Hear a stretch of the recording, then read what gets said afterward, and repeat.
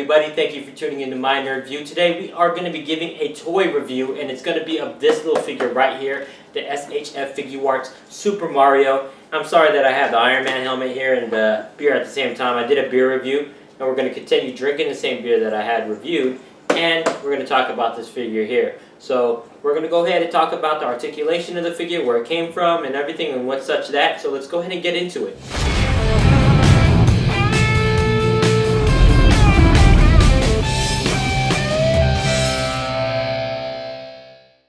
Now, if you're not familiar with SH Figuarts, they are a new standard in action figures representing the state-of-art of Bandai's design technology. Designed to perfectly mimic the range of motion of the human body, the series' name is a contraction of concepts of simple style and heroic action. Mostly stand about 14 centimeters tall, with the exception of this Mario, which is probably a lot smaller than that. The highly posable SH Figuarts are designed to feel like little treasures. So after opening the nice packaging, there's a couple pieces of paper inside. One is for Bandai's collector shop, which is not much on there, and there's the instruction manual, which is only a page long, but it does not very much help considering the fact that it's in Japanese. So basically I'm going to go through the pictures and just use that, and after that let's get on to the toy. First thing you notice after taking this out of the box is the detail and the colors. It's very vibrant. They got Mario down to a T, right down to his mustache. If you take a look right above the waist right there, there is a little divot. That's actually for another set that you can buy. There's two sets in addition to this one, so that makes three that you can use to make a whole diorama for Mario. As far as points of articulation, there is a lot of it. The one thing that I don't like though is that the fist is the only set that you have. There's no open hands or anything like that. You would actually have to buy another set.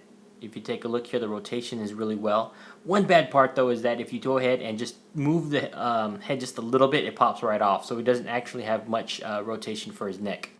Well, if you can get past the fist and then the neck part, there's a lot to this figure that I like. As far as the points of articulation, there is a lot of it, from the shoulder to the elbows to the wrists. You can move it pretty much in any way you want to. A lot of rotational ways you can do it. You can see that they hide the joints pretty well too, so it's a pretty well built figure. I like it a whole lot. It stands, and you can actually make it so you can put Mario in any pose that you really want to. Now let's get on to the accessories. If you purchase the Mario figure set, it only comes with 3 accessories. If you need more than that, you're going to have to purchase one of the other 2 dioramas. This is the mushroom, the first one that I took out of the box. There's one thing that you notice about it. It has a lot of good color. It's very detailed. It looks just like it does in the video game. One thing I wish it did have is the ability to move the top of the mushroom head and swivel it around. If you take a look in relation to the Mario size, it looks like he's already had a mushroom, so he's already large. If he needs another one, he probably has to put it in his pocket. Now next on the list is the question box. Really not much to say about this. It's just a box with question marks on it on each side, with the exception of the top and the bottom. The bottom is actually has a hole there for another accessory that you got to buy out of one of the other 2 accessories, so you can have it propped up and use it so Mario can jump up and hit the question mark.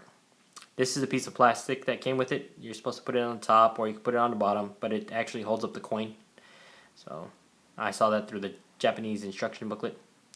Other than that, this is pretty cool. This is the 3 accessories that you get. And that's pretty much it. If you want to actually have more than that, you're going to have to purchase one of the other 2 diorama sets that I mentioned earlier. And if you want to put Mario in some pretty cool situations. Other than that, I give this figure a 3.5 out of 5. The 2 points I mentioned earlier are big sticklers for me. I don't like the fact that the fist is closed and you can't actually hold any accessories, and that the fact that the neck pops off pretty quickly. I hope you enjoyed the review. Come back again, mynerdview.com. Thank you.